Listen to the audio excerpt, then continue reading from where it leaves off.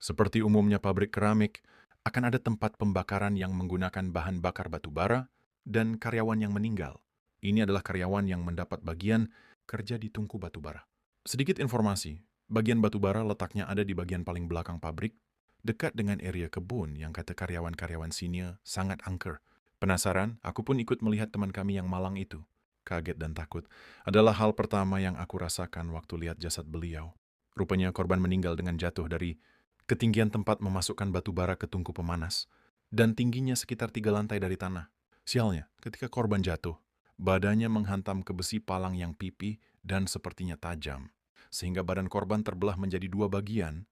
Dan kesewaktuan aku melihatnya, aku bisa lihat darah dan organ tubuh beliau berceceran di atas tanah, dan beberapa organ dalam juga tersangkut di palang yang membelah tubuhnya. Benar-benar ngeri aku melihat pemandangan itu. Malam itu lokasi pabrik mendadak ramai oleh sirin polisi dan mobil jenazah, yang rupanya, menurut kabar yang aku dengar, tubuh korban dijahit disatukan lagi sebelum dikembalikan. Malam itu menjadi malam yang gak akan pernah aku lupakan. Semenjak itu, muncul desas-desus bila karyawan yang meninggal itu bergentayangan, dan sialnya aku yang melihat tubuh korban dalam keadaan seperti itu juga terkena imbasnya. Disinilah aku mulai mengawali ceritanya, kejadian yang sangat mengerikan yang aku alami. Sejak kecelakaan tragis itu terjadi, suasana shift malam menjadi mencekam, pabrik tempatku bekerja jadi terasa aneh. Lebih dingin dan tentu saja lebih seram, terlebih ketika banyak karyawan yang mengaku sering dihantui sosok asing. Yang kabarnya, sosok itu adalah korban kecelakaan tempo hari. Meski aku nggak asing sama hal-hal YG berbau beginian, setidaknya aku adalah orang yang senang dengan cerita horor. Tapi aku sendiri sebenarnya nggak gampang percaya, apalagi aku nggak melihatnya sendiri. Rasanya senang saja dan menikmati jika ada orang cerita tentang hantu.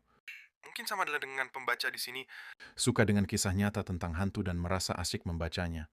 Tapi percayalah, karena keasikan itu akan lebih terasa jika mengalami dan melihatnya dengan mata kepala sendiri. Dan setelahnya dia tidak kini akan pernah berharap untuk merasakannya lagi. Seperti kataku tadi, aku tidak pernah percaya jika tidak melihat dengan mata sendiri, hingga akhirnya aku merasakan dan mengalaminya. Sebelum lanjut, aku ingin kasih tahu sedikit. Aku sebenarnya nggak pernah tahu seperti apa rupa wajah karyawan yang meninggal. Tempo hari singkatnya, waktu itu aku nggak lihat. Aku cuma melihat darah dan beberapa organ terburai karena wajah korban sudah ditutup dengan koran bekas.